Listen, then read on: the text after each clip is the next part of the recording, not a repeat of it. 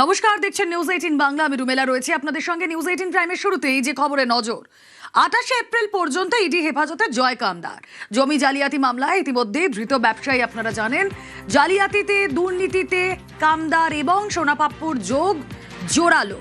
গতকালই জয় কামদারকে গ্রেফতার ইডির, আর এবার 28 এপ্রিল পর্যন্ত ইডি হেফাজতে জয় কামদার। কথা বলবো প্রতিনিধি বিশ্বজিৎ সাহা রয়েছেন সঙ্গে। বিশ্বজিৎ, এই যে 28 এপ্রিল পর্যন্ত তাকে হেফাজতে রাখছে ইডি, কোন কোন বিষয়ের উপর ফোকাস করে তাকে জেরা করা হবে?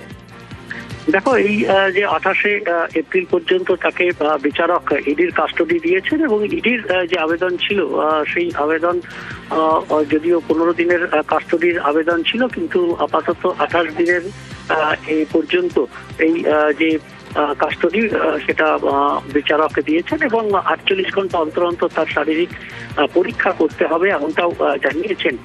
কিন্তু সব থেকে গুরুত্বপূর্ণ হলো যে ইডির যে সাবমিশন ছিল তাতে বেশ কিছু গুরুত্বপূর্ণ বিষয় উল্লেখ করা হয়েছে, যে এর 150টির মতো ব্যাংক অ্যাকাউন্ট রয়েছে এবং সেই ব্যাংক অ্যাকাউন্ট থেকে ইললিগ্যাল ট্রানজাকশন হয়েছে। কখনো সেটা বিশ্বজিৎ পোদ্দার ওরফে সোনাপাপ্পুর সঙ্গে, কখনো বা আবার দেখা গেছে সঙ্গে থাকো বিশ্বজিৎ। কামদার পাপ্পুর কোটি কোটি লেনদেন, এই যে জয় কামদার এবং সোনাপাপ্পু, তাদের মধ্যে কোটি কোটি লেনদেন। জমি জালিয়াতি তদন্তে জোরালো যোগসাজশ। দুজনের সংস্থার মধ্যে 1.5 কোটির লেনদেন। এই লেনদেন কিসের কারণে হতো, কোন কোন খাতে হতো জানবো। প্রতিনিধি অমিত রয়েছেন সঙ্গে। অমিত, দেখো, ইডির তরফে বিস্ফোরক অভিযোগ আনা হচ্ছে, কারণ এই জয় কামদার এবং সোনাপাপ্পু তাদের যে কোম্পানি রয়েছে, কোম্পানিগুলির মধ্যে একাধিকবার আর্থিক লেনদেন হয়েছে বা ব্যাংক ট্রানজাকশন হয়েছে। ইতিমধ্যেই যে তথ্য তারা পেয়েছে, 1 এপ্রিল রিসার্চ বা তল্লাশি যে চালানো হয়েছিল, তো জয় কামদারের অফিস, বাড়ি এবং একই সঙ্গে সোনাপাপ্পুর বাড়ি থেকে এই সমস্ত ডকুমেন্ট বা ডিজিটাল এভিডেন্স পাওয়া গেছে বা ব্যাংক ট্রানজাকশন যে ডিটেলস পাওয়া যায়, দেখা যাচ্ছে যে দুজনের কোম্পানির মধ্যে 1.5 কোটি টাকার অ্যাকাউন্ট থেকে অ্যাকাউন্টে লেনদেন হয়েছে।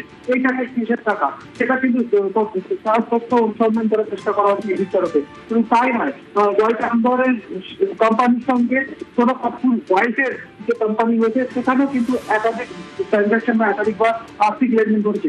এই টাকাটা কিসের টাকা সমস্যা কিন্তু এক্সামিন করা হচ্ছে। এছাড়া বেশ কিছু আর্থিক লেনদেনের ক্ষেত্রে দুটো কোম্পানির তথ্য কিন্তু সামনে এসছে ইডি তদন্ত করতে গিয়ে। যেটা দেখছি এখনো পর্যন্ত এই জমি কেলেঙ্কারি এবং জমি কেলেঙ্কারি শুধু নয়, অবৈধভাবে নথি জাল করে জমি হস্তান্তর নেওয়া এবং সেখানে নির্মাণ করা এবং সেই নির্মাণের ক্ষেত্রে বহু প্রভাবশালী ব্যক্তিকে নির্মাণ কাজের ক্ষেত্রে ব্ল্যাক মানি হোয়াইট করার ক্ষেত্রে টাকা ইনভেস্ট করেছে।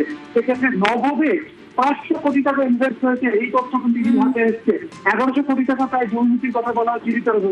তদন্তের সময় শুরু চলতি বছরের মার্চ মাসে ইসিআই করা হয়েছে ইডির তরফে। তাতে দিন 15 কোটি যে ইনভেস্টিগেশন, তারা দেখছে না 1100 কোটি টাকার লেনদেন হয়েছে, যার মধ্যে 25টি ভুয়ো কোম্পানি বা সেল কোম্পানির তথ্য উঠে আসছে, যাদের অ্যাকাউন্টে 4 মাসের যে 4 মাসের সময়ের মধ্যে বা অল্প সময়ের মধ্যে প্রায় 500 কোটি টাকা নগদে জমা করছে। এই টাকাগুলো থেকে এলো, এই টাকাগুলো কাদের টাকা সমস্তটাই কিন্তু এই মুহূর্তে তদন্তের আওতায় রয়েছে এবং জয় কামদারকে ইতিমধ্যে গ্রেফতারও করা হয়েছে এবং তাকে হেফাজতেও পেয়েছে ইডি।